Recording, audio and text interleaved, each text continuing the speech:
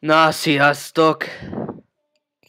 Én Noino 123 vagyok, és most a lábabukról fogunk beszélgetni. TikTokon lett egy nagy trend a lábubú.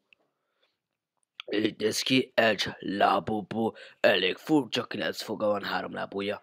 De vajon miért szeretik ezt a játékot az emberek? Mert ez egy designer játék.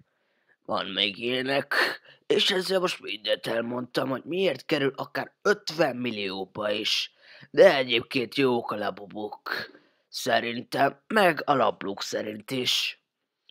Mert hát ugye, hiszen már egy boltot is kiraboltak labubukért. Több millió értékben. A mai világ már minden van, ugyebár. De ezt már megtapasztaltuk. Na, sziasztok!